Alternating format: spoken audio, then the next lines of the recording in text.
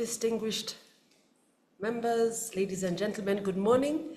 It is my sincere pleasure to welcome you to the 19th Annual General Meeting for the American Chamber of Commerce, held this Tuesday, May the 26th, 2025, in a virtual format. I warmly welcome you, those who are joining us online. Thank you very much for making it on time, and really looking forward to a productive annual general meeting. I will run through the agenda as we commence, which I believe has also been shared with members. Our agenda today flows as follows. We will begin by noting the presence of quorum and adoption of the agenda. Second item would be to confirm and approve the minutes of the 2025 Annual General Meeting held on the 13th of May 2025. Our third agenda item will be to receive and consider the report of the AmCham Board President for the year 2025. Item number 4 will be to receive and consider the annual report and audited financial statements for the year ended 31st December 2025. Our fifth agenda item is to elect directors.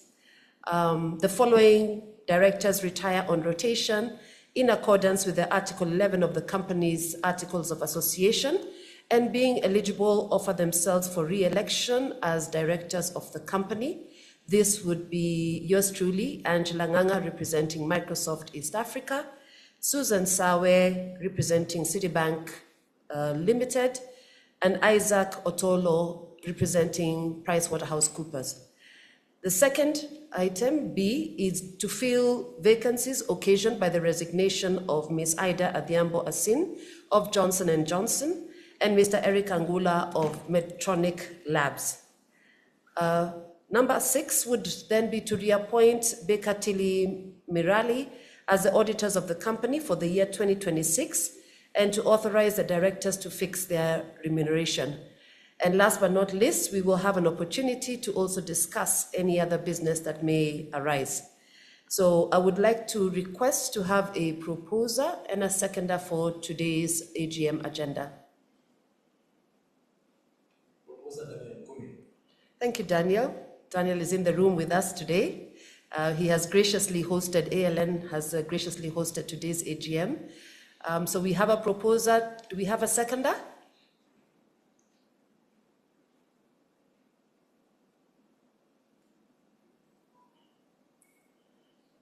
Could we have a seconder for the agenda?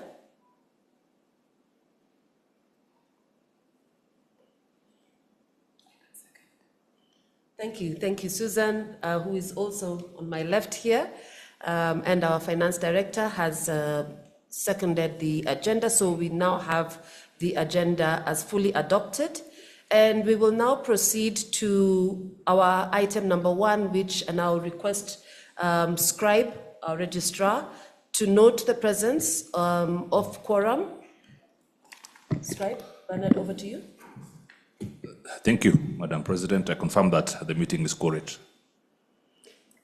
Thank you very much.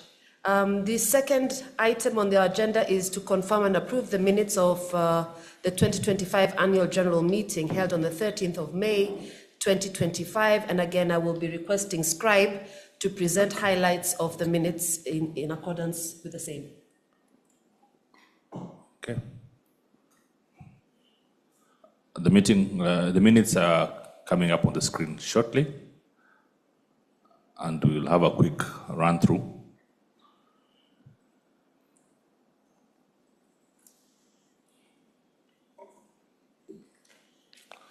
Thank you. If we could the size a little. I'm sure they may not be legible. Okay, I think listed are the members present and in attendance.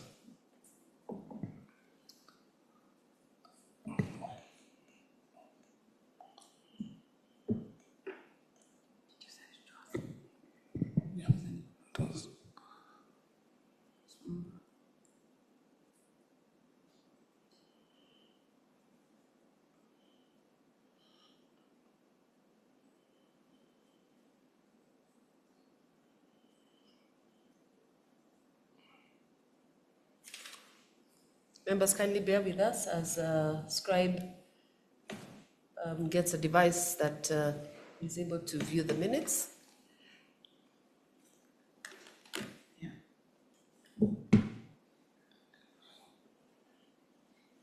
Thank you so much. Yes, first page really on formalities, members present, and then those in attendance to support the general meeting. And then number one item was the opening remarks and preliminaries, followed by the approval of the minutes of the 2024 AGM. Then we did receive the President's report for the year 2024, highlighting the performance, financial performance, and also membership particulars and growth, and highlight on the business summit that had been held then. So then other items covered include the areas of focus for the chamber, and among them being policy advocacy and other fostering community bonds, really as part of the reports, really just giving the highlights of the President's report at the AGM. And then the CEO did walk us through the initiatives and priorities for the year 2025, as tabled and as on our screen now. Then on various initiatives that were to be the key program areas for the year 2025. Okay. Following the receipt of these two reports, these were actually adopted by the membership as proposed by Ms. Elizabeth Kimkung and seconded by Ms. Filana Mungenyi. Then item number 4, we reviewed the financial statements for the year 2024 as presented by the Treasurer. And then the auditors did indeed confirm that the accounts represented a true and fair view and issued an unqualified audit opinion. Agenda number 5 was election of directors. And we had elections where 2 vacancies were filled by virtue of re-election of directors. Then agenda number 6 was on the reappointment of auditors. And following deliberations, Baker Tilly were reappointed and the directors authorized to fix their remuneration. And that the meeting closed following thanks by the President. Thank you, Chair. Thank you, Scribe. I wish to now request that we confirm and approve the minutes as have been highlighted. And I would like to request for a proposer and a seconder for the same.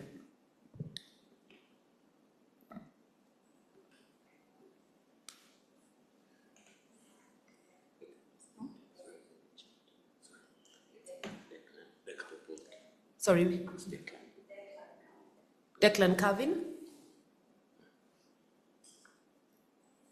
Thank you for proposing. If you are unable to, please use the chat as well, if you would like to second.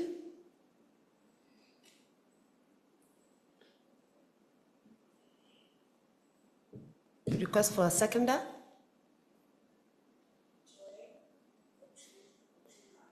Joy Ochuka, thank you very much for seconding and we would now declare that the minutes of the last AGM are now fully adopted. Distinguished members, allow me now to move on to item number 3, which is would be to receive the report of the board president, which I will duly begin to read. So again, ladies and gentlemen, allow me to say good morning and to the members of the board who are in the room and those who are online, as well as all AmCham members. Again, I welcome you to the 19th General Meeting. It is definitely our privilege to present the report on behalf of the board of what we have achieved jointly in the last 1 year. So over the past year, AmCham Kenya continued to demonstrate resiliency and impact in a complex and evolving operating environment. Guided by our mission to advance US-Kenya commercial relations, we strengthened our role as a trusted advocate and partner for business growth and policy reform. 2025 was also indeed a major year for AmCham as we marked our 20th anniversary, which demonstrates 2 decades of fostering robust Kenya-US business relationships, driving mutual economic growth, and building an institution whose legacy rests on the collective achievements, dedication, and vision of our members and partners.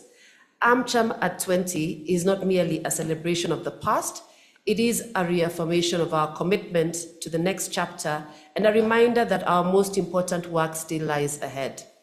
In terms of US-Kenya relationship, allow me to mention that the US-Kenya Economic Partnership continues to remain a cornerstone of regional trade and investment, and we as AmCham remain at the forefront of this relationship, serving as a critical bridge between American business interests and Kenya's dynamic and growing economy. In 2025, the US was Kenya's second largest export destination globally, while Kenya remained the US 8th trading partner in Africa. US goods trade with Kenya totaled an estimated $1.8 billion in 2025. US goods export to Kenya in 2025 were $990.8 million, up by 28.5% against the 2024 performance. US goods imports from Kenya totaled $858.9 million in 2025, up by 16.5% from the previous year. The US goods trade surplus with Kenya was $131.9 million in 2025, a 284.4% increase from 2024. So in total, service trade was valued at $1.8 billion, with Kenya exporting $970 million in services to the United States and importing $781 million, resulting in $192 million service trade surplus for Kenya. In terms of our achievements in 2025, I will highlight a few and allow me members to start off by briefly speaking to our financial performance, details of which our finance director will be going into much later in this AGM. But just as a summary, AmCham remained resilient and dynamic despite a very challenging operating environment. We still continue to deliver strong financial performance anchored in prudent financial management and growing member engagement. Our total revenues for the year stood at $109 million. As I've mentioned, we will go into much detail on this subsequently. The Chamber in total recorded a surplus of $31.4 million before tax, and we also grew our member subscription income by 15%. Ladies and gentlemen, this reflects not only the fact that our Chamber continues to grow, but also the fact that the sustained tangible value that we have been providing to members is bearing fruit. In terms of member growth and engagement, our community continues to expand. And within the last 1 year, we have added another additional 40 new member companies to the AmCham membership. So in total, we are now standing at over 280 members. And as we speak, just 2 weeks ago, we had the board review for this quarter, and we have another 20 or so members who are currently within the funnel of vetting as to whether they would then qualify to join. So in short, we are very close to the 300 mark, and I believe that what this demonstrates is AmCham continues to thrive as a dynamic business network. In the last year, we have hosted 81 forums, meetings and events throughout the year, providing our members with valuable insights and networking opportunities. I'll now move on to investment and trade promotion. As you all would recall, 2024 was a non-summit year. We sustained still strong momentum and continued to position AmCham as a premier platform for trade and investment facilitation. We supported inbound and outbound trade delegations, facilitated business matchmaking opportunities, and convened very strategic dialogues focused on key priority sectors, including the digital economy, healthcare, agriculture, energy and infrastructure, creative economy, as well as manufacturing. Our continued collaboration with partners such as the US Embassy in Kenya, the US Chamber of Commerce, and USTDA continued to strengthen access to investment pipelines and expanded opportunities for our members. We also deepened regional engagements through collaboration with various American chambers of commerce across East Africa, reinforcing Kenya's role as a gateway for US investment in the continent. I'll highlight just a few other trade and investment programs that we were able to land. Some of you were able to attend the inaugural US-Kenya Creative Economy Forum, which we co-hosted with the US Embassy under the theme, Powering the Future of the Creative Economy. And this attracted leading American creative industry executives and positioned Kenya as a premier destination for US investment in film, music, and sport. The conversation around the creative economy has become extremely vibrant in the last 1 year, and we are super proud of the fact that we continue to be the anchor of this transformation and also driving this agenda jointly with the US Embassy.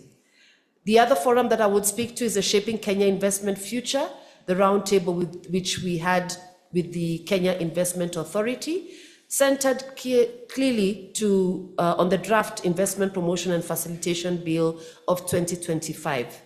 We also participated and attended the Connected Africa Summit in line with our agenda to, of course, continue to have close relationships with the government across its various pillars. The Unlocking Public-Private Partnership Opportunities Forum also took place, which was facilitated by the National Treasury's PPP Directorate and the African Development Bank.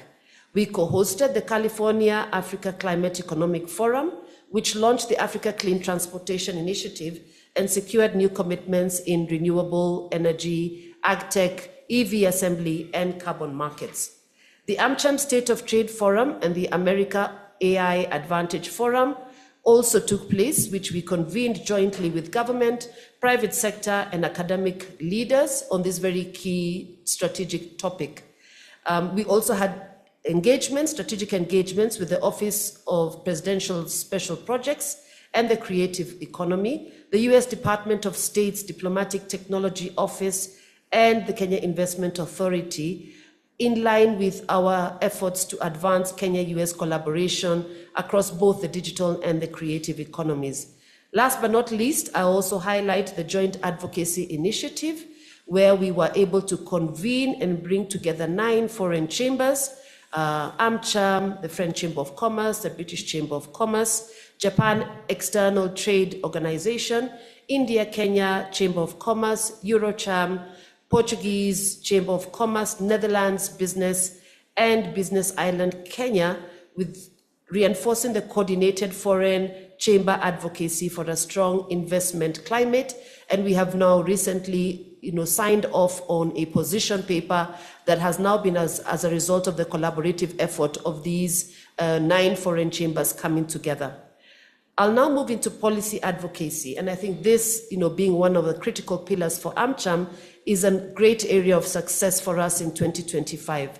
Throughout 2025, AmCham Kenya deepened its engagement with policymakers and regulators to advance a more predictable, transparent, and competitive business environment, strengthening its reputation as a credible, solution-oriented voice for the private sector and a catalyst for meaningful reform.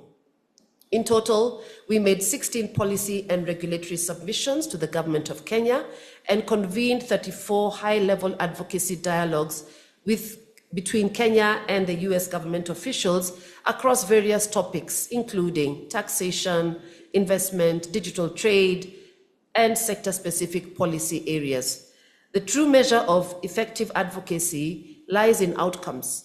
And so we are honored to share with you that in the last 1 year, 6 of AmCham's recommendations were adopted into law or integrated into national frameworks, a concrete validation of our evidence-based approach and the collaborative relationships we have built with government stakeholders.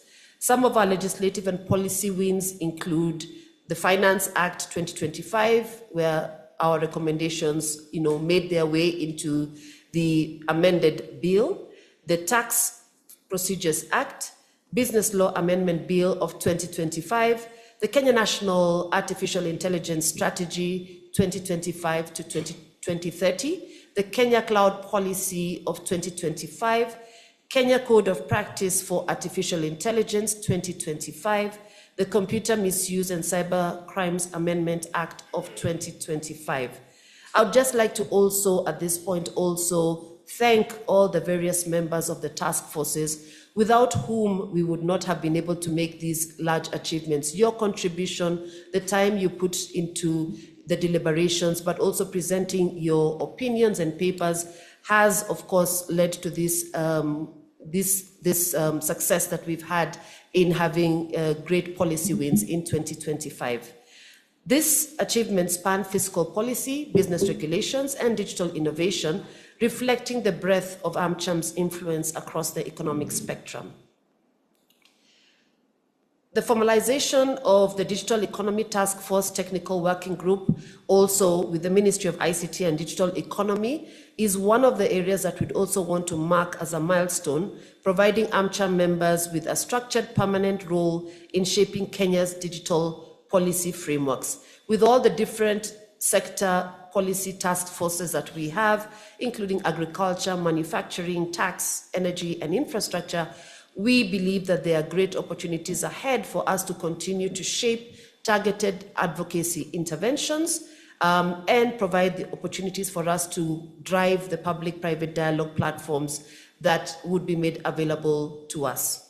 So other key engagements also during the year, as I conclude on this piece, include high-level meetings with the Cabinet Secretary for Industry, Trade and Investment, Cabinet Secretary for Energy and Petroleum, the Competition Authority of Kenya, Principal Secretaries for Trade, and participation in the 5th Presidential Roundtable convened by His Excellency President William Ruto in partnership with KEPSA and the Ministry of Investment, Trade and Industry. In terms of fostering community and partnerships beyond the policy and trade gains, we remained committed to strengthening our community. So through networking events, stakeholder engagements, and flagship gatherings such as the AmCham Golf Opening and AmCham Thanksgiving Dinner, we created opportunities for relationship building and collaboration among members. We also continued to foster strong partnership with both the US and Kenya government, as well as development partners and industry stakeholders, recognizing that collaboration is essential to driving sustainable economic growth. Ladies and gentlemen, as we look ahead and look forward to the achievements that we have ahead of us, we are currently underway, we have preparations that are underway for the next AmCham Business Summit, which will once again serve as a flagship platform for advancing US-Kenya and regional trade and investment. We remain focused on expanding trade and investment opportunities, deepening strategic partnerships, advancing impactful policy advocacy, and strengthening member value and engagement. In terms of transition, I would like to extend our sincere appreciation to Peter Ngahu for his leadership and service as board president. During his tenure, Peter provided steady guidance and strategic direction, strengthening AmCham's role as a credible voice for business and advancing US-Kenya commercial relations. We are grateful for his commitment and contribution to the chamber. Last but definitely not least, I would also like to thank and express our sincere appreciation to Maxwell Okello, who concluded his tenure as chief executive Officer of AmCham Kenya on January 30th, 2026. Maxwell was instrumental in shaping AmCham into the premier platform for US-Kenya commercial engagements, driving significant membership growth, strengthening institutional capacity, and elevating the Chamber's policy influence. As we have reiterated before, and again we would like to state here on behalf of the board, we continue to extend our sincere gratitude to Maxwell for his services and contribution. Suffice to say, it would be critical for me as well to share some highlights of the plans that we have ahead. As you're aware, AmCham's operations, programs, and advocacy have continued to work seamlessly as a testament to the dedication and resiliency of our Secretariat, who remain deeply committed to delivering value to our members and advancing our shared mission. Building on the strong foundation, I'm pleased to share that we have successfully concluded a rigorous and highly competitive process to identify AmCham's next Chief Executive Officer, an individual who will carry forward our vision and elevate our impact. As we complete the final stages of selection and due diligence, we look forward with great anticipation to announcing the new CEO in the coming weeks, marking the beginning of an exciting new chapter of AmCham's journey of growth and influence. My heartfelt appreciation at this point goes to my fellow board directors for their unwavering leadership and commitment, particularly during the CEO transition, where called upon, they were ready to step in to provide executive support to the Secretariat, ensuring there were no gaps in the delivery of our commitment. I would like to also now share some appreciation.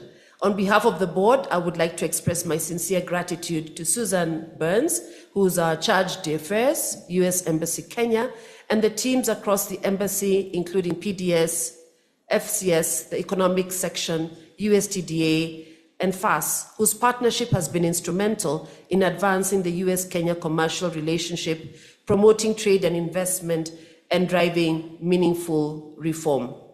We are deeply encouraged by the embassy's continued commitment to its strategic partnership with AmCham, and we look forward to deepening our collaboration through joint engagements as we mark the United States' 250th year of independence, or dubbed Freedom 250. These engagements will advance our partnership, unlock new avenues for collaboration, and elevate the impact of our shared agenda. Definitely, we have some exciting times ahead. I'm also very grateful for the government of Kenya and its various ministries and agencies, some of whom I mentioned earlier: MITI, ICT and Digital Economy, Agriculture, Health, Energy and Petroleum, and last but certainly not least to Kenya Investment Authority, who has become quite a strategic partner for us in addressing areas of opportunity for business climate reform and driving the business promotion agenda.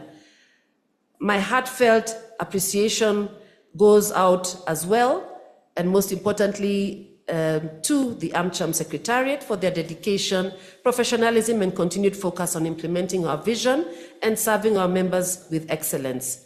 I extend my deepest thanks again to you, members, for your continued trust, your engagement, and your support. You are the foundation upon which everything we do is built. 20 years on, that foundation has never been stronger. In conclusion, together, we have navigated a challenging year with resilience and purpose. I am super confident that AmCham Kenya will continue to grow its impact and deliver even greater value in the year ahead. Thank you. And with that, I would now like to turn it over to Derek Vikuru to give a brief overview of our 2026 priorities. Derek, over to you. Thank you, Angela.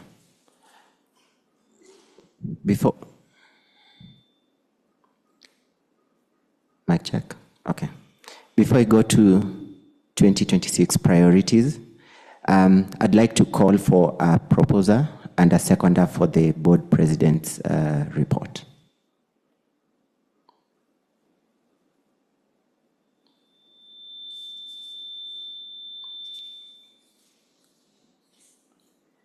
We have Ken Musili proposing.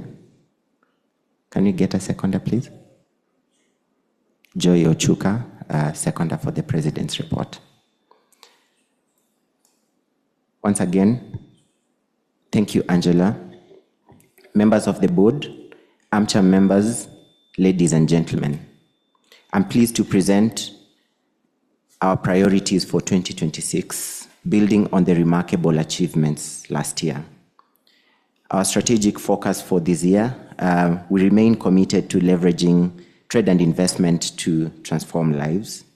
Our strategic priorities for 2026 are designed to deepen member value, strengthen bilateral commercial ties, and promote sustainable and inclusive economic growth. So the key strategic focus areas are the following: continued advocacy on business climate reforms, continued leadership on US-Kenya investment promotion. We continue to deepen member value and growth, and we continue to champion sustainable business.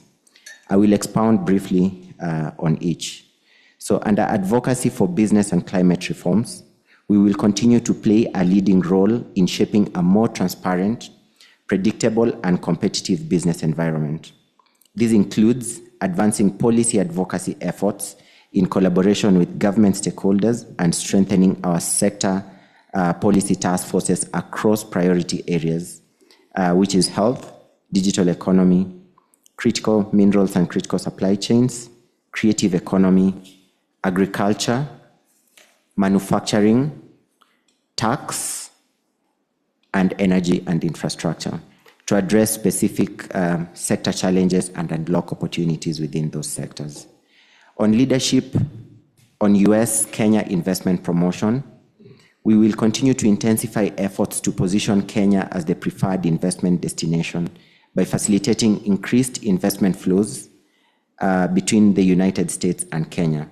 Through strategic partnerships with key stakeholders, we will create targeted platforms that enable businesses to explore opportunities, build partnerships, and navigate market entry and expansion effectively.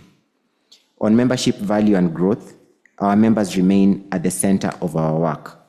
In 2026, we will enhance engagement and recruitment through high-impact networking opportunities and curated sessions for business connections. We will also diversify our offerings by expanding workshops, knowledge platforms, and practical tools that respond to evolving business needs and deliver measurable value. Under championing sustainable business, sustainability remains a core pillar of our work. We will advocate for responsible business practices that integrate economic performance with social and environmental stewardship. Additionally, we will amplify member-led sustainability initiatives and promote the adoption of sustainable practices across the broader business ecosystem. So our key programs of work for 2026 that will help us operationalize these priorities will focus on delivering a focused portfolio of high-impact programs. So under policy and regulatory reforms initiatives, we continue to drive structured dialogue between private sector and government engagement to advance reforms and improve the business climate. We'll continue our focus on US-Kenya critical supply chain. We already convened a high-level forum beginning of this year to bring together stakeholders to strengthen resilience, partnerships, and investment in strategic supply chains. We will continue our creative economy partnership, unlocking investment and growth opportunities within Kenya's rapidly expanding creative sector.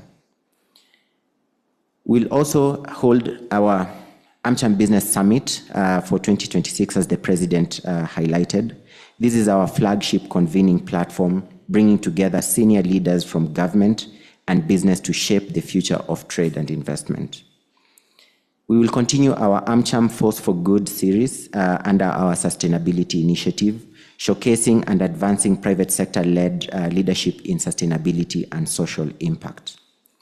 We'll also have a focus on a partnership with the US Department of Agriculture under the Food for Progress initiative, supporting agricultural development in food security, and livestock development through strategic collaborations. We will also continue our focus on the doing business with the US. This is a strategic partnership with the US Africa Trade Desk, providing members with practical pathways to access US markets and partnerships. In conclusion, in the year ahead, we remain focused on delivering measurable outcomes, advancing policy reforms, catalyzing investments, and strengthening member value. We are confident that together with our members and partners, we will continue to shape a more competitive, inclusive, and sustainable business environment. And thank you for your trusted partnerships. Now, I will hand it over to Susan Sawe, our Board Finance Director, to guide us through the next agenda item, which is the financial report. Welcome, Susan. Thank you very much, and good morning, members. My name is Susan Sawe, and I serve as your Board Finance Director. And I'm here to present our audited financials for the year 2025. We have our auditors and our accountants in the room. So going straight into the financial report, I want to report that the audit was successful, completed, and today we present the AFS for 2025 as approved by the board and signed by the auditors here, who will give us the opinion at the end of the presentation.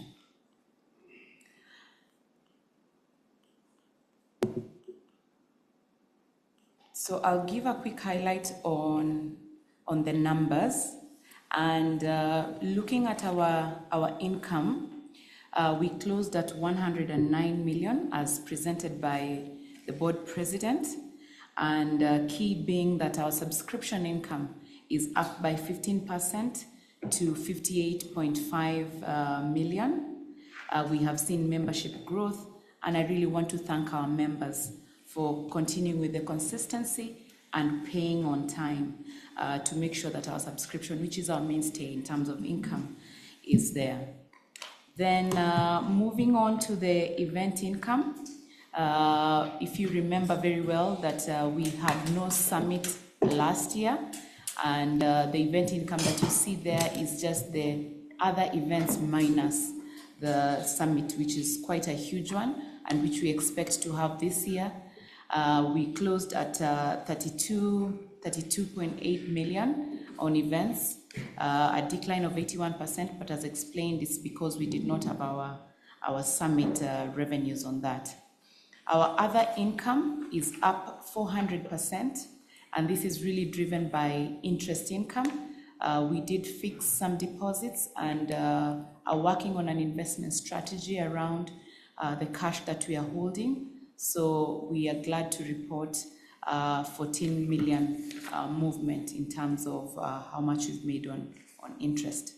Again, on the grants program income, we did not have any, and we explained this last year that we did not expect a repeat of the grant income because of changes in policy. USAID, with that drop, we therefore did not have any for 2025.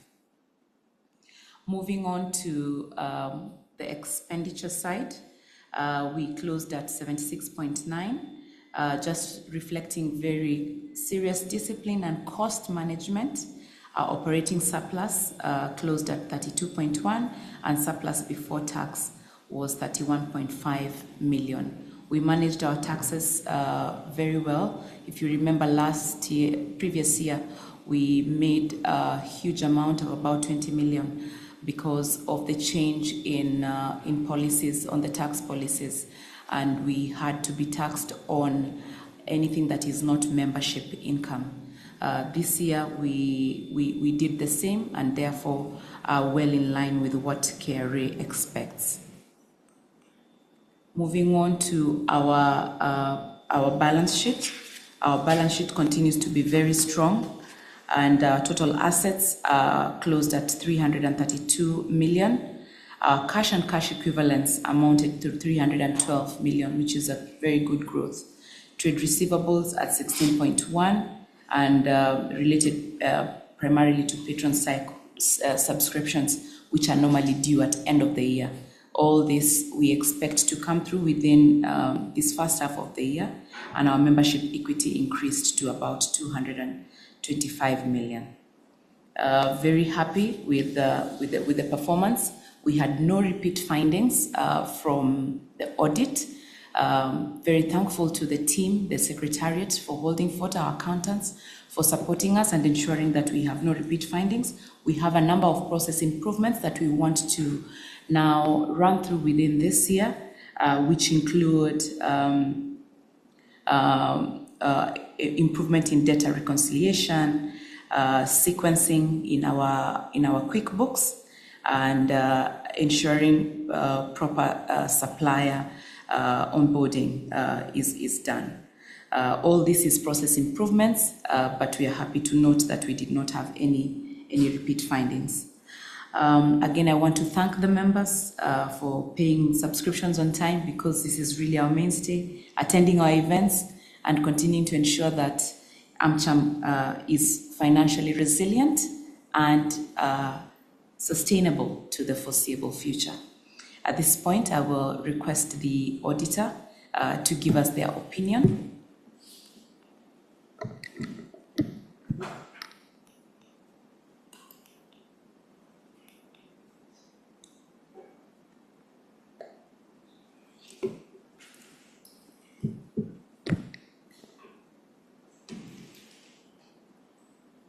Good morning, members of AmCham.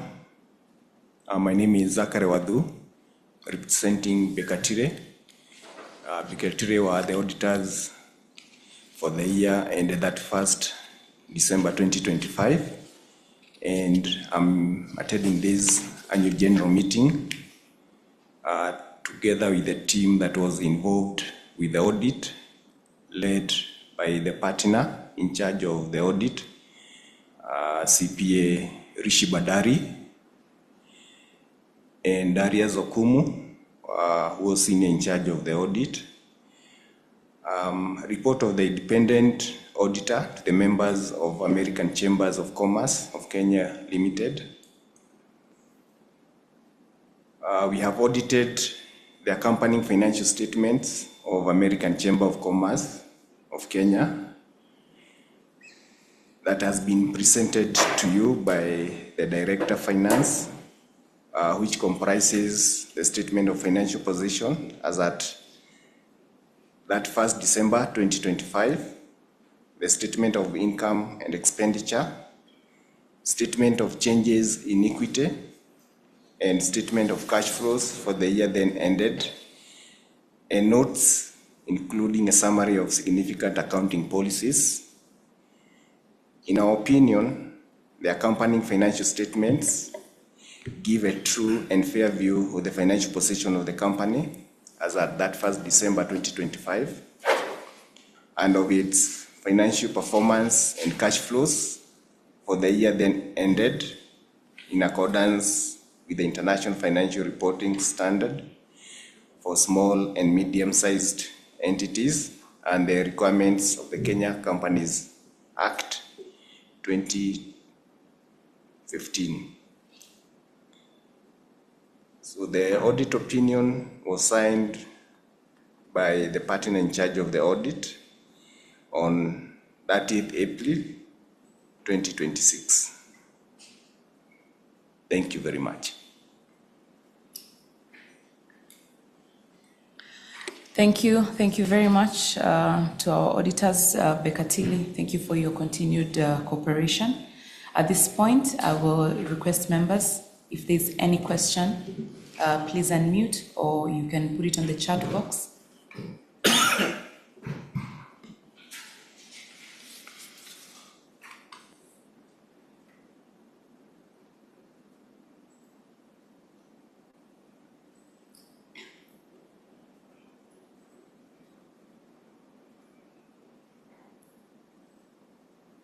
Any question, members?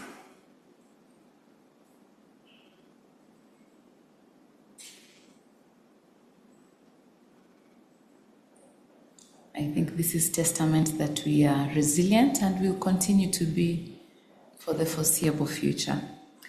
Therefore, I will request that we consider these reports, and therefore we will need a proposer and a seconder.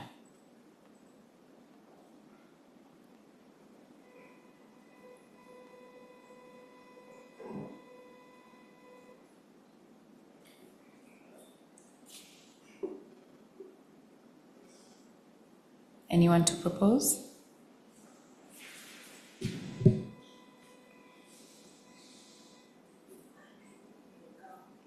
Andrew Mugambi, thank you very much for proposing. And now a seconder.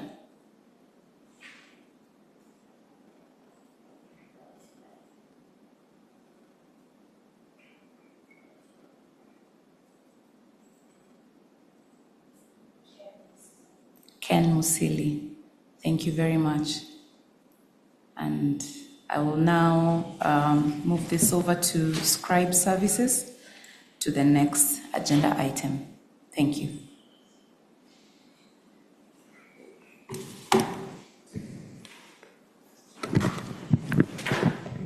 Just to confirm, members, we are now moving towards agenda number 5, which is to elect 5 directors. And I'll now request the Scribe Services to read the statement on election and give guidance of the election process.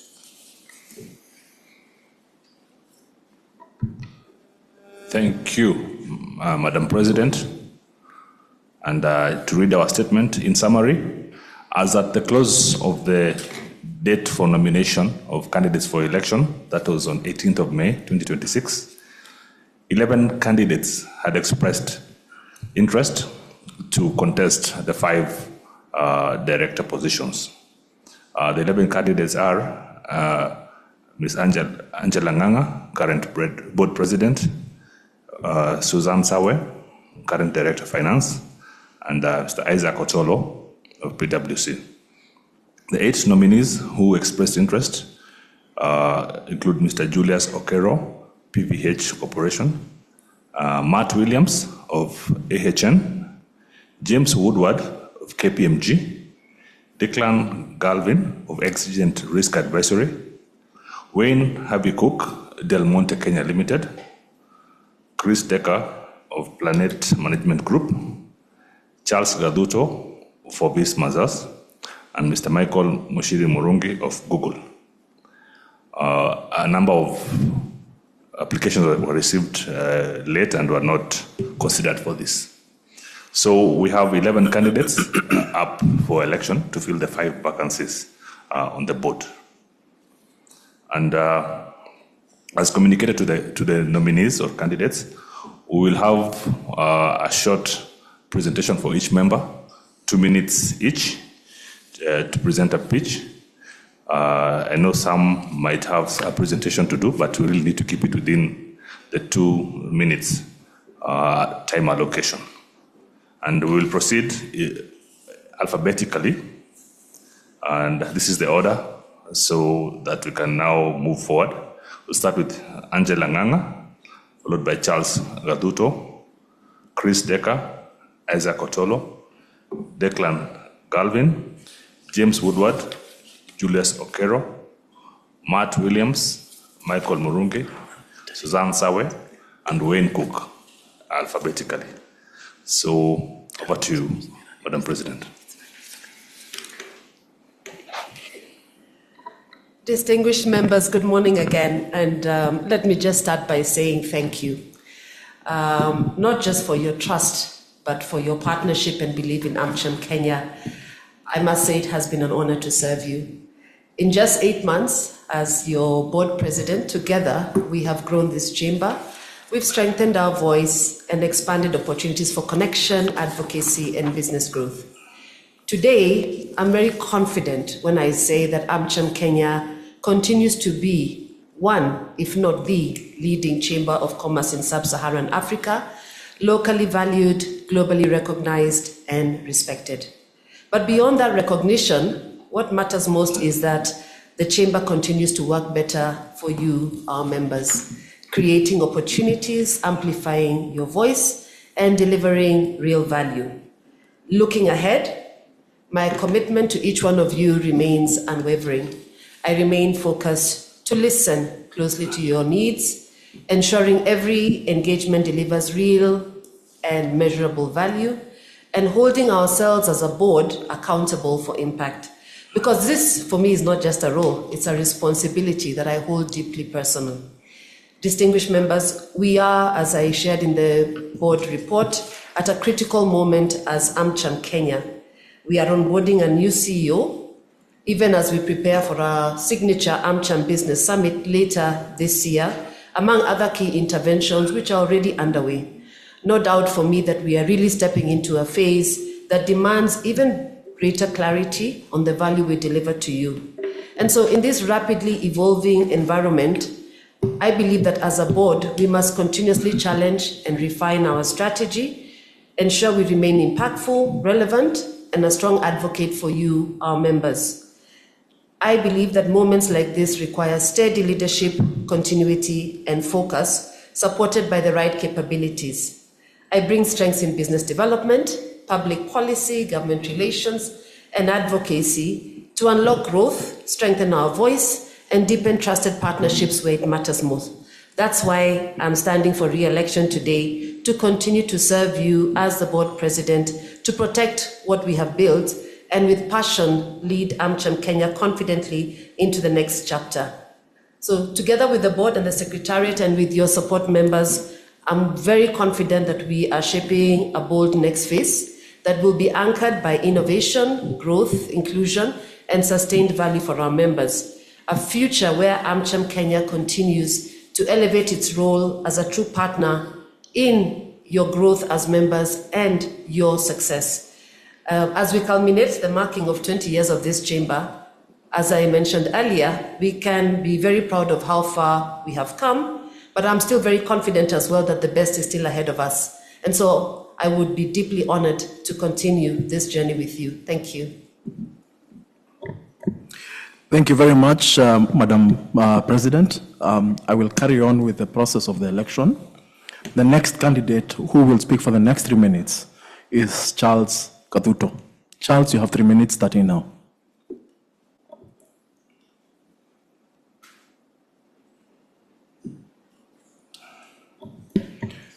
I understand that Charles Katuto is not online. Charles, are you online? Okay, so we will move to the next candidate thereafter, Mr. Chris Decker. You have 3 minutes starting now. Okay, thank you very much. Good morning, everyone. I'm Chris Decker. I founded Plan 8 Management Group about 20 years ago. But before that, I was 25 years in the federal government, handling a lot of the issues that you're dealing with, but from the federal side. And really, the interest that I have in joining the board is that I believe the Chamber should assist U.S. development finance for Kenya at scale. AmCham Kenya's mandate is clear: advance U.S.-Kenya trade and investment and champion an enabling business climate. The mandate sits at a more strategic inflection point today than at any time, I think, in the last decade. Consider what's happening around us. AGOA was renewed only through December of this year, a one-year stopgap. STIP is no longer in force. In February, the U.S. and Kenya opened a new round of negotiations toward a reciprocal bilateral agreement. American tariffs of 10% are still impacting Kenya goods. And really, the trade architecture is being written in real time. So it's critical for what you guys are doing in AmCham. But I believe at the same time, the U.S. development finance has been dramatically scaled up. There is such great opportunity there with about $60 billion in finance that's available. And really, it's available to all the sectors in AmCham. And a lot of times, companies don't even know how to get access to it. This whole idea of trade preferences that we've really dealt with in the past is changing, and I wanted to be part of that in the role of being on the board. And I think, you know, U.S. companies really need help out there with this new world that we're dealing with, and the DFIs themselves are looking for credible intermediaries and firms that know how to do that. Chamber can fill that gap, and only if it is deliberate and works with AmCham's existing sectors. So the two things that I'd be interested in doing if I do get a chance to join you is to establish an AmCham DFI mobilization task force and a working group that would try to bring things that we do in Washington, D.C.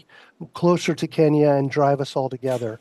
This idea that we would have a DFI-backed investment pipeline across all the sectors where we would really work across and try to get more finance to help solve the problems. I think I can help with that with my experience. There's a lot of important people here. I know I am not a Kenyan, but I've been in Kenya now 8 years. We've had an office there, and we provide support all across Africa from our Kenya office. I think the fact that we're based in Washington, D.C., as well as in Kenya, could really help you in a large way. So that's why I'm interested in your vote today, and I appreciate the opportunity to speak to you. Thank you. Thank you very much, Mr. Chris Decker. Next is Mr. Isaac Otolo of PwC. Isaac, the floor is yours. Hi, good morning. I hope you can hear and see me. Yes, please carry on. Thank you. Thank you. Good morning, distinguished members. My name is Isaac Otolo. I'm currently a partner at PwC. I have over 20 years experience, primarily advising clients looking at making investments into Kenya and our region. I have worked across various sectors. A majority of those are key to yourselves as members. That includes infrastructure, TMT, ICT, manufacturing, and the likes. I work together with governments, I work with lenders, I work with development finance institutions. In 2025, I was recognized as an iconic deal maker in Africa by Ansarada. Again, a demonstration of my service to the industry across the region. In terms of AmCham, I have been involved with the board since October 2025 when I took over Peter Ngau's position representing PwC on the board. I've also supported AmCham activities, including the various summits held since the inaugural summit in 2019. I did lead the Knowledge Partnership for Infrastructure in the 2023 summit and again in the 2024 summit, really looking at what the plans for government are in infrastructure and taking stock of what they're doing. I've also supported various other events for the Chamber, most recently the US-Kenya Critical Supply Chains Conference, and I've also been involved with a lot of other chambers in the region, including the International Chamber of Commerce, the British Chamber, and the French Chamber. From a policy perspective, I've worked on various things, including supporting the development of the Petroleum Master Plan for Kenya, and again, really looking at this in terms of the future of the industry and how investors can come in and setting the right policy for that. I did work on the recent National Infrastructure Fund Act and supported other acts, including the PPP Act, the Privatization Act, and I regularly submit for the Finance Bill. In terms of what I bring to the board, as I said, I have been involved with AmCham for quite a number of years now. I have been a board member for a short time, but in that stint, I've been able to understand the workings of the board and, more importantly, the needs of members. I bring extensive experience working with investors in Kenya and the region. I'm very knowledgeable in the infrastructure landscape, which I see as a key enabler for trade, but also a key focus area for US investors coming and operating in Kenya. I have sound knowledge of the Kenyan economy and the global ecosystem, and I've also participated in a lot of policy work around the region. So to you, members, I strongly believe AmCham can play a much bigger role in shaping Kenya's and the region's policy direction. And I think, as Madam President said, we can continue to make great impact as the premier chamber in Kenya. Thank you. Thank you very much, Isaac. Next, we will go to Mr. Declan Galvin. Declan, over to you. Hi, good morning, everybody. For those who don't know me, my name is Declan Galvin, and I've lived in Kenya for more than 10 years and worked across African markets, supporting private sector for more than 15 years. I'm also the founder and managing director of Exigent Risk Advisory, which is headquartered here in Nairobi. And fundamentally, what we do is we provide risk advice to promote sustainable investment between good partners across African markets. And I've been involved with AmCham for more than 5 years, which has included moderating sessions, contributing to working papers and other committee work. At a high level, I trust that all members recognize that we're at a pivotal moment of change in US-Africa relations, and that commerce and trade is the cornerstone of this evolving moment.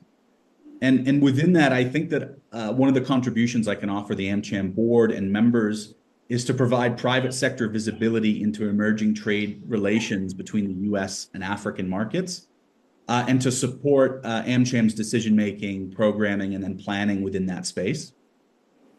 Presently, my company is providing strategic risk advice to either priority or US-funded projects in Africa valued at more than $2 billion. And that's including critical resource supply chains like infrastructure, mining, and of course, energy. And I think that that is a unique perspective that that can benefit kind of the broader AmCham membership.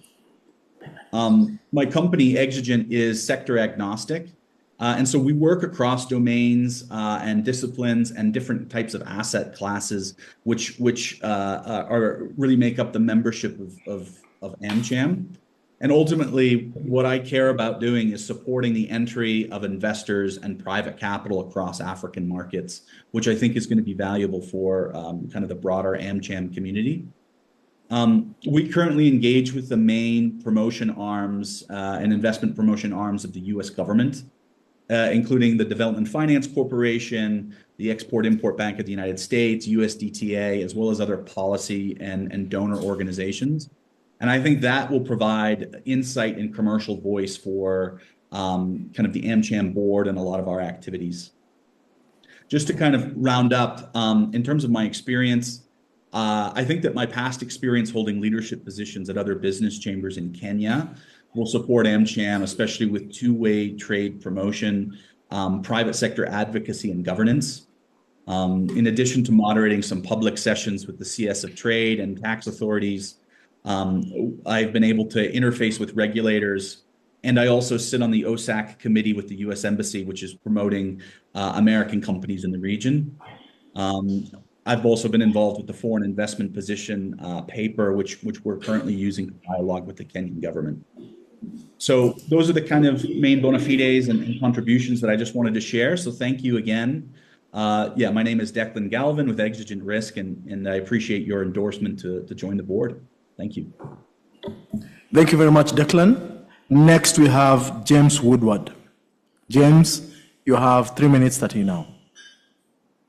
Well, thank you very much, and good morning, members. So my name is James Woodward.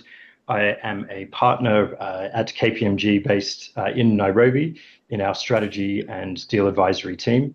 The two roles that I have here, first is leading KPMG's Africa transport and infrastructure advisory business across our 26 offices on the continent. And the second role that I have for the firm is leading our US-Africa corridor. So that is looking at it from the perspective of investment coming into the country, working with public sector as well, in line with our offices stateside. So by background, I'm a qualified chartered accountant. By my accent, I obtained that qualification in Australia. I've been based in Kenya for the last 11 years and a permanent resident. And then outside of my day-to-day work with KPMG, I'm also the chair of the East Africa Branch Council of the International Project Finance Association, and chair a small charity here, a position I've had since 2008. So from a KPMG perspective, AmCham is an important partner for us as a firm. There was a reference, numerous references to the foreign investor position paper. that was released earlier in May. That is a paper that I was personally involved in, that KPMG was the knowledge partner for in pulling that all together. So that element of thought leadership, that advocacy piece, is something that is very important to us as a firm. In addition to that, we have recently worked on the economic outlook for KEPSA earlier this year. We are doing some upcoming position papers on AI for boards, finance bill webinars, and we're the integrity and compliance task force leaders for the G20, B20 towards the end of last year in South Africa. So from a personal perspective, my role in the work that I do covers sectors of critical minerals, private equity, energy, oil and gas, transport, and other forms of infrastructure. And in that role, that frequently requires me to be traveling to the US approximately every quarter. We lead delegations of government ministers. We have supported bringing US sort of government officials across as well for certain visits. So something I'd like to do more of as part of AmCham, and of the 8 billion or so that KPMG is bringing into Africa at the moment from US sources. We'd love to see more of that coming into Kenya, and see AmCham as a great way to participate in building those relations. Thank you. Thank you very much, James. Next, we have Julius Okero.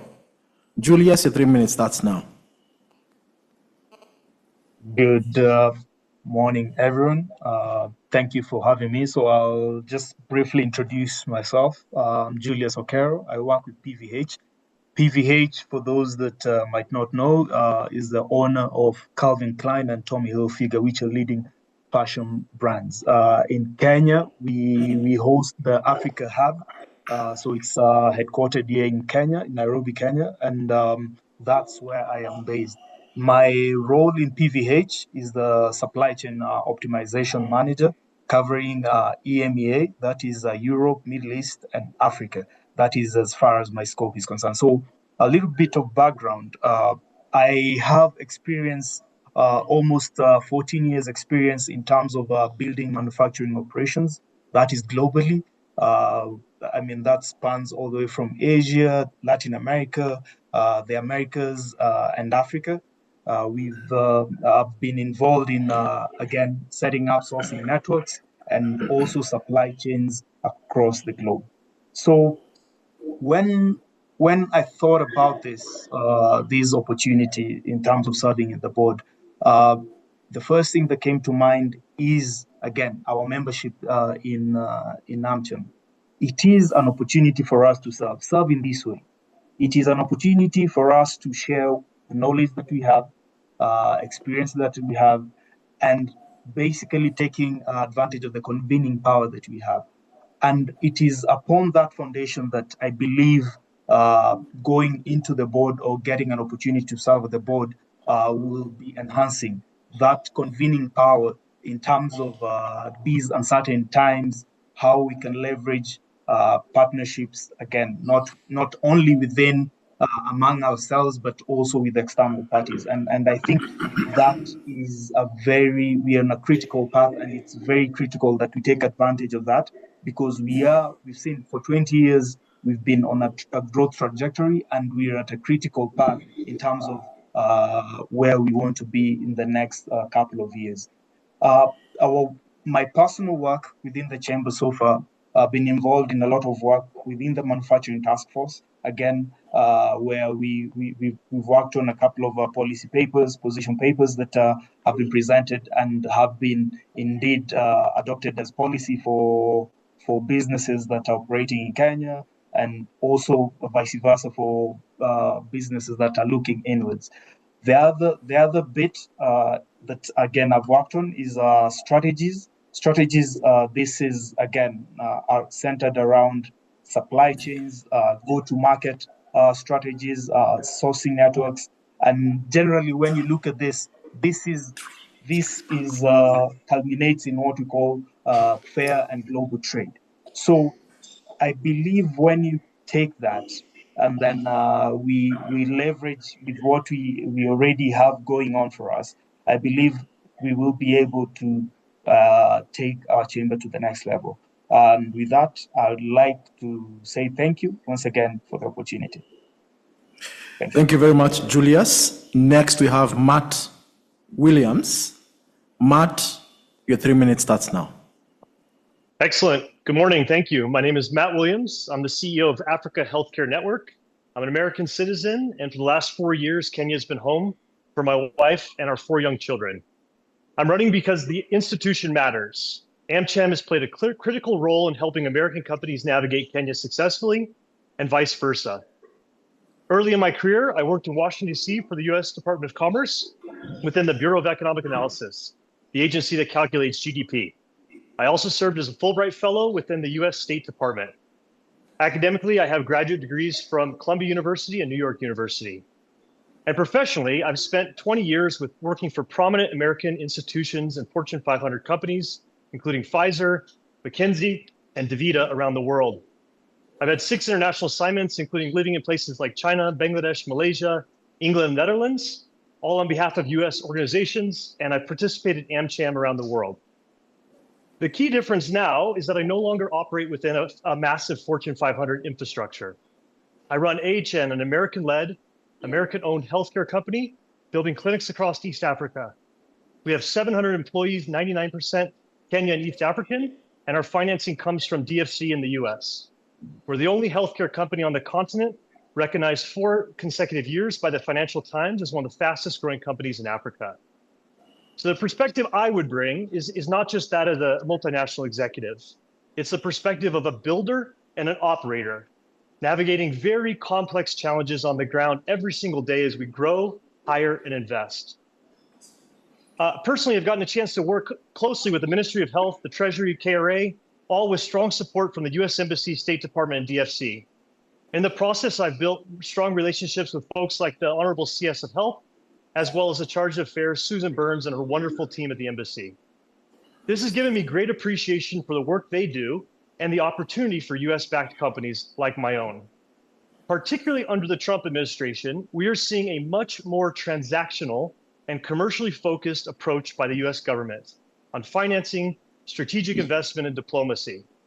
I sat on the AmCham Healthcare Task Force, and it's clear to me that we really can help businesses navigate and capitalize on some pretty unique opportunities in the next 2 to 3 years. And then finally, beyond the healthcare work, I bring strong local connections. I sit on the boards of the Nairobi City Thunder. I was one of the early investors in Kenya's pro basketball team, and I'm working closely with NBA Africa, as well as the Columbia Global Center in Nairobi. I'm an Endeavor entrepreneur and part of a network of the leading startup and scale-up companies. And these experiences have broadened my exposure to entrepreneurship, sports, education, youth development, and Kenya's really important and fast-growing creative economy. And so in closing, if I were elected, I think I would bring 3 things to the board. Number 1, the perspective of a builder and operator on the ground navigating these realities. The second is a strong regional perspective across Kenya, Tanzania, Rwanda, Zambia, and beyond, where our company operates. And then third, someone very comfortable bridging US institutions, investors, and the operating realities in a very constructive and collaborative way. I deeply care about the long-term US-Kenya relationship, and I'd be honored to serve. Thank you. Thank you very much, Matt. Next, we have Michael Mushiri Murungi. Michael, your 3 minutes starts now. Thank you very much. All my 3 names begin with M, and I've never been at the bottom of any alphabetical list. Today is my lucky day. Thank you so much. I have been working at Google for 14 years. Here in Kenya, I lead government affairs and public policy for Eastern Africa. In at least half of those years, actually more than half, I have been an active member of the American Chamber of Commerce. In about 3 of those years, I've actually been chair of AmCham's digital economy workforce or task force. Now, in that role, I've been working with a team of great people who I'm just first among equals, really, in that team, in coordinating our advocacy efforts around this digital economy and this emergent moment we have of AI and data governance. I have not just been a member and contributed to the work. I've also funded the work of AmCham. I have funded roundtables, I have funded studies, I have provided funding to AmCham to conduct studies that have actually led to the adoption of policy papers and shaping policy and legislation within the digital sector.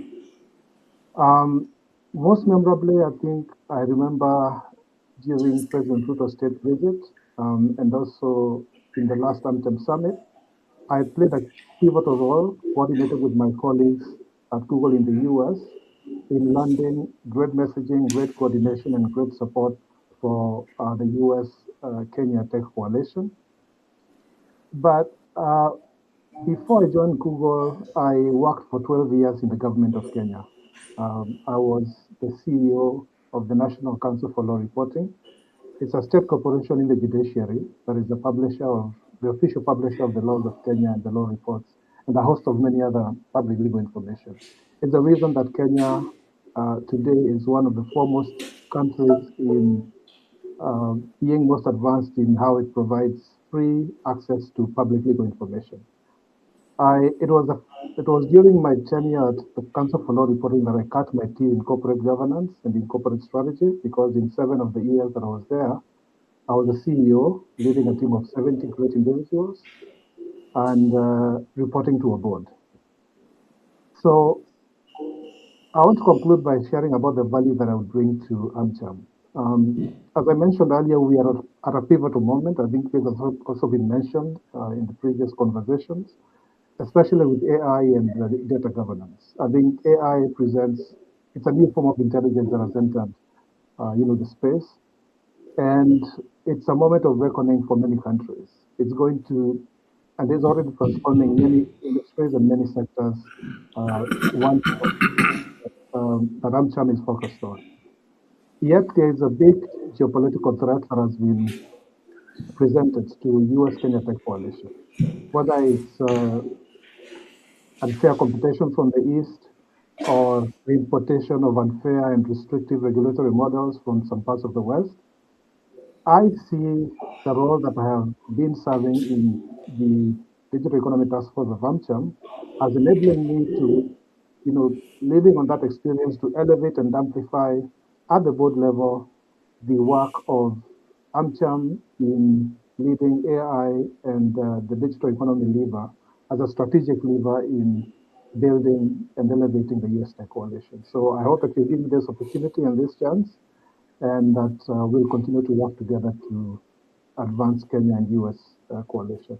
Thank you very much. Thank you very much, Michael. Next, we have Susan Sawe.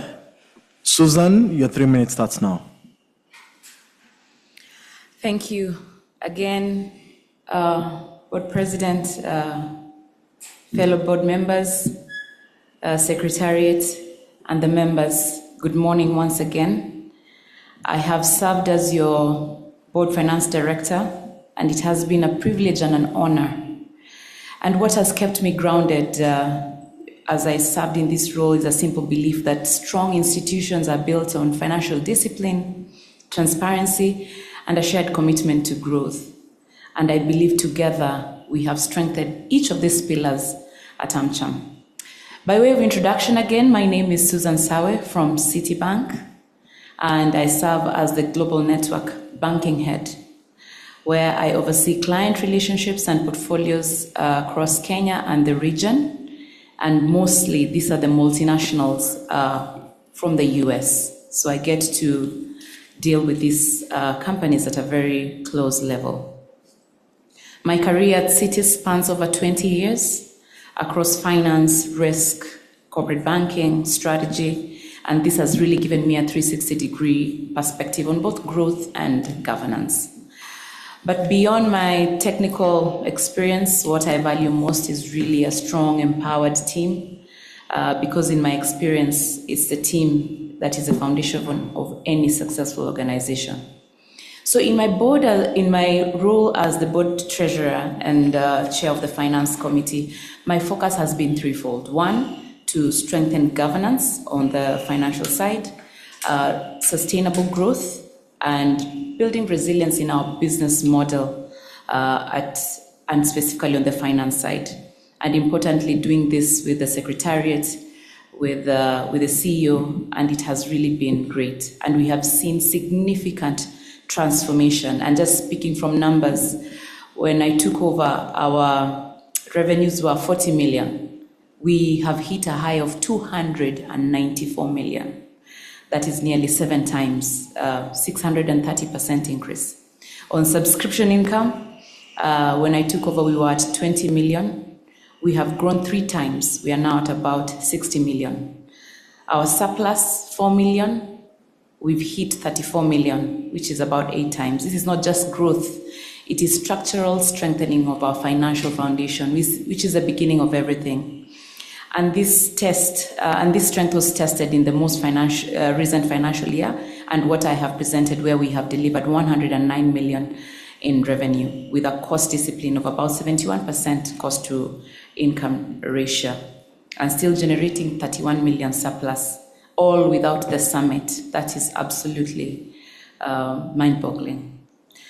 Subscription income grows by 15%. It's a powerful story of what our members have done and what we now call a resilient organization, not dependent on one-off, but that we can survive even without those very one-offs.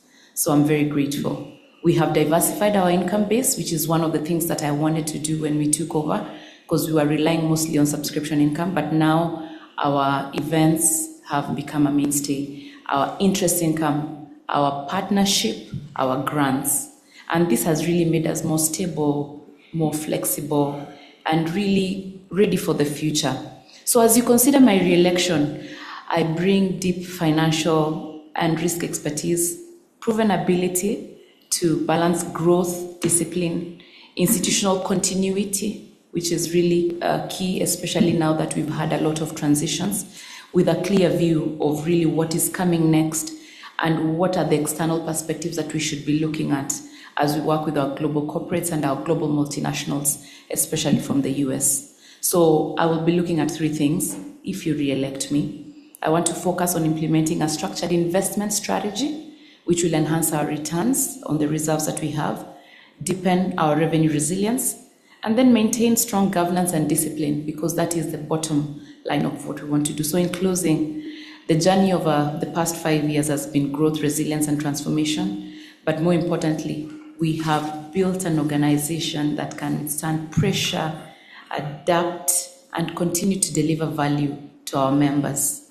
And that is the foundation upon which I believe the next phase of AmCham will be built. So I'm not just asking for your vote, I'm asking for your continued trust so that we can steward this momentum into the future and see what AmCham is going to build beyond the ceiling. I'm honored to be your board treasurer again. Please do vote me. Thank you. Thank you very much, Susan. Last but not least, we have Mr. Wayne Harvey Cook. Mr. Cook, you have 3 minutes starting now. Well, thank you. It's truly amazing candidates. So let me just start. So good morning, fellow AmCham members. My name is Wayne Cook. I'm the Managing Director of Del Monte Kenya. Every day my team and we manage complex ecosystems that anchors US-Kenya commercial relations. I'm standing for the board because I want to leverage that scale and have the experience to advocate for more predictable, competitive, and robust business environment for all of us. I'm not a theorist, I'm more an operator with over 3 decades of experience in the industry and leadership tenures across South Africa, Greece, and now Kenya. I understand what it takes to protect margins, build supply chain resilience, manage critical interface between people, technology, and policy. I know the bottlenecks our business face in today's market, and more importantly, I know how to solve them. As a board member, my focus will be entirely on member value. I want to bring our collective focus back to the fundamentals that determine whether a business thrives or exits. Some of these are cost optimization, supply chain security, innovation, and working capital efficiency. Whether you are a multinational or a growing SME, these operational levers are universal. I will advocate for policy frameworks that respect these fundamentals. AmCham Kenya is the premier voice for business, and to maintain that edge, the board needs leaders who live and breathe operational reality every single day. I offer you my time, my global perspective, and my commitment to execution. My name is Wayne Cook. I have lived in Kenya for over the last 12 years. I'm part of the Maranga Business Economic Council. I sit on the board for the Federation of Kenya Employers, and I would be honored to earn your vote for the AmCham Board of Directors. Thank you very much. Thank you very much, Mr. Wayne Cook. So that brings us to the end of the presentations by the candidates. I wish to thank all the nominees for your presentations and your willingness to serve the chamber. As has been communicated by the company secretary, we have 5 vacancies on the AmCham Kenya board. I will now invite eligible members to cast their votes. Please follow the guidance provided by Scribe Services. I believe there's a link that has been shared, and voting will remain open for the next 5 minutes, during which period of time you can cast your vote. The 5 minutes begin now.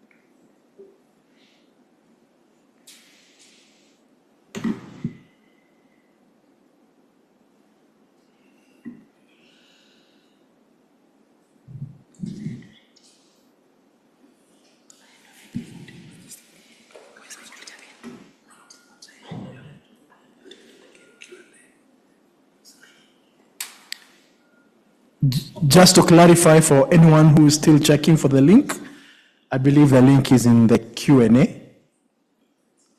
It's in the chat. So the link is in the chat. Please use that link in the chat to vote.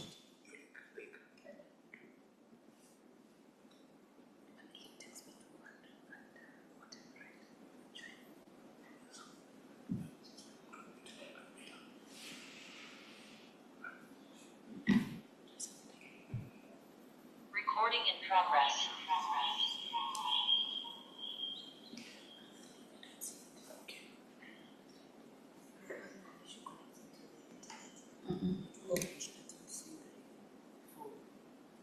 There's no chat.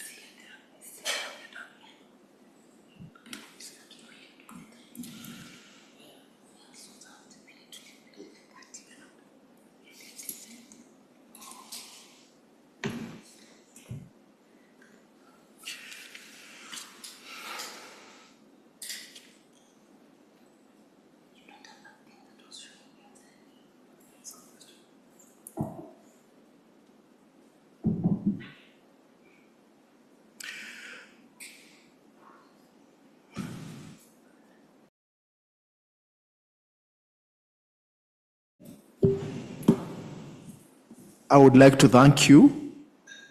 The voting is now closed. I would like to officially invite Scribe Services to tally the votes and present the official election results.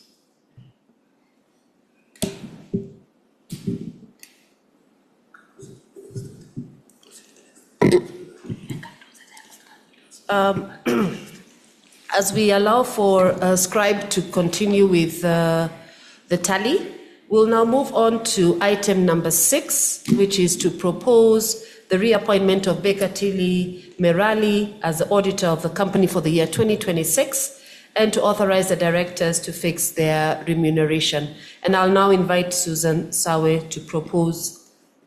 Thank you. Thank you very much. I'll request the auditor to step out kindly so that we can have this discussion.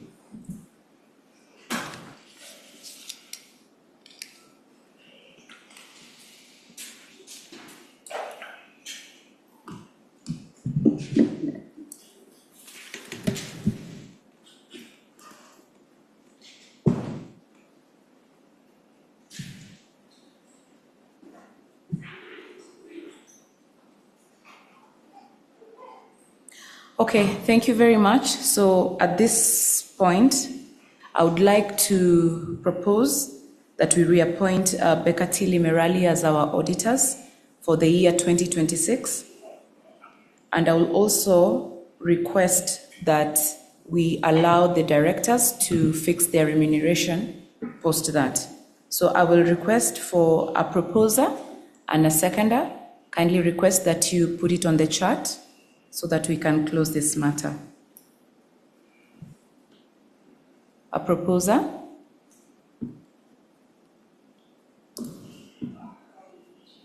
Robin Jiru, thank you, Robin. Ms. Kim Kung, thank you very much. So we will confirm that. Kindly call the auditors back.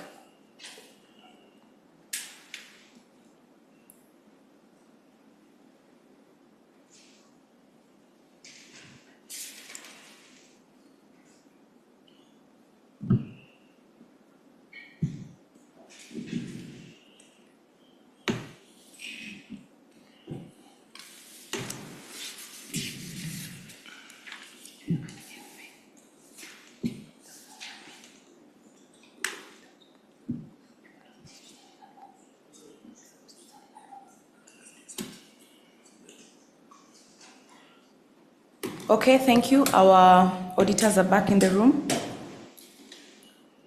And we would like to confirm that you have been reappointed as our auditors for 2026, and we look forward to a fruitful partnership yet again. Thank you. Thank you very much. Thank you very much. We shall move on then to the next agenda item. Over to you, Daniel. We are giving Scribe just a few more minutes to finish tallying. I think because of the number of candidates, it has taken slightly longer than we had anticipated. Please give us 2 more minutes, and then we will announce the results of the vote.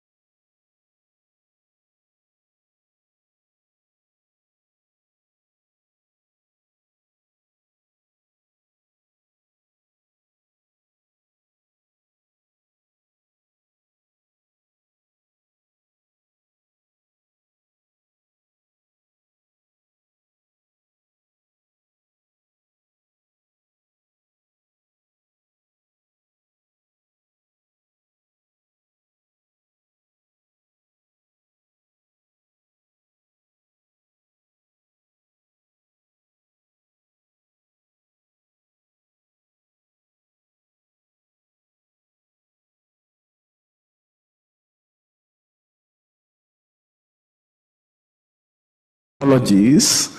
We understand that there are one or two organizations where more than one person voted. So Scribe is still tallying, and we shall get the results in the next 1 minute or so.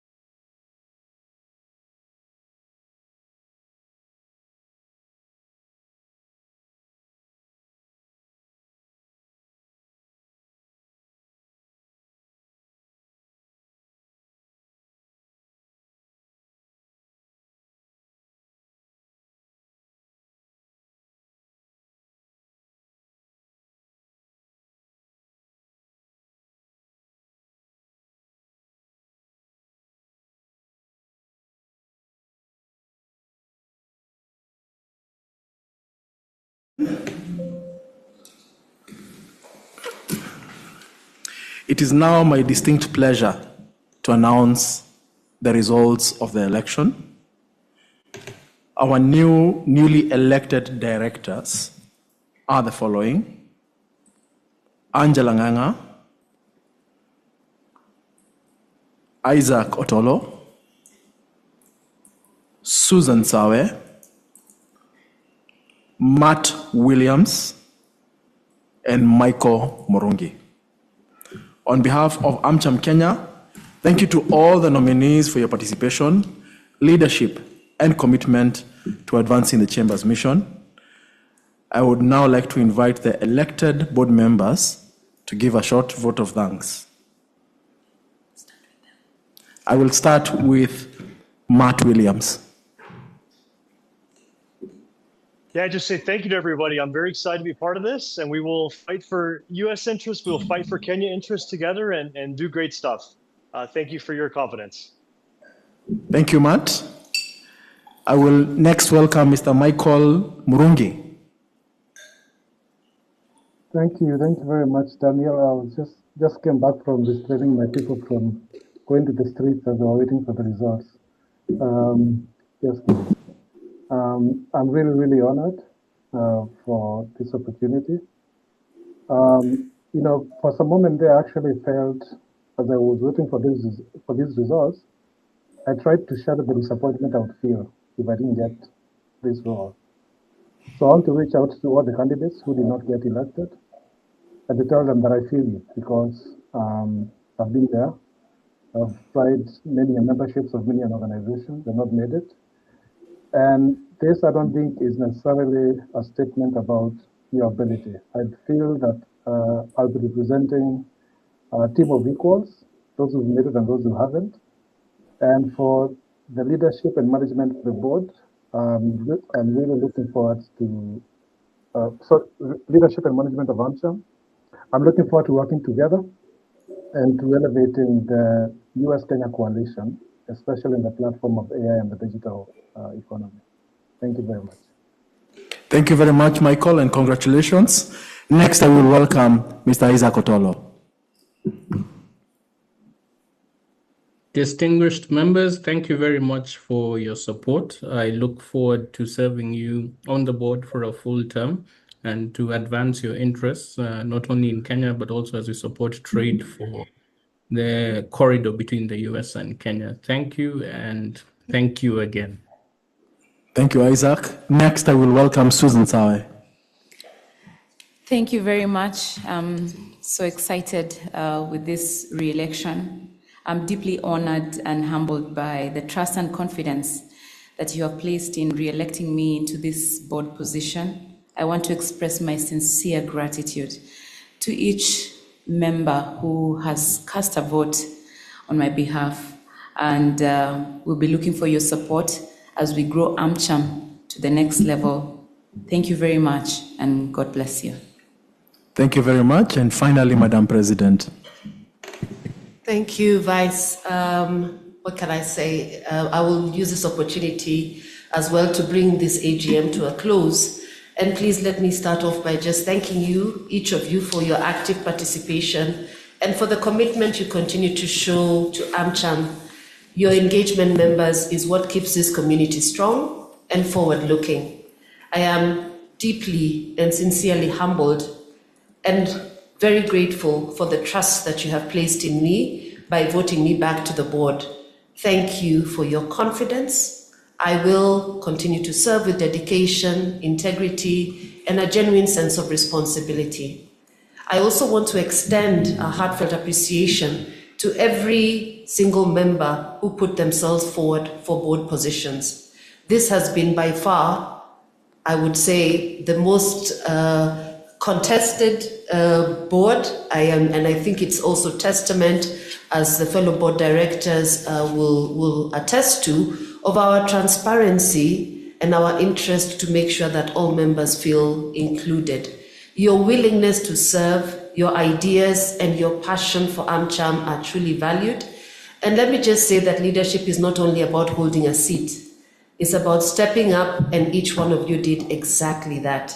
So in saying that and in closing, I really want to welcome our newly elected board members. I will hold you to task in each of your pitches, all the commitments you've made. I cannot wait for us to really have those deep conversations and, of course, take our members, our valued members' interests to the next level. I'm really looking forward to the fresh perspectives and the energy that you bring. And really thankful again for all your invaluable service and contribution to the existing board members who are present on the call, I believe. Very critical that I am also grateful as well to the Secretariat. So together we move into a new year post this AGM with renewed purpose and a shared ambition. I want to thank you. I look forward to engaging with you. I believe we have golf coming up soon and many other activities, and so really looking forward to your participation and to engaging in discourse in the coming days. Asanteni sana, and wishing you all a great rest of day. Mbarikiwe sana. Asante.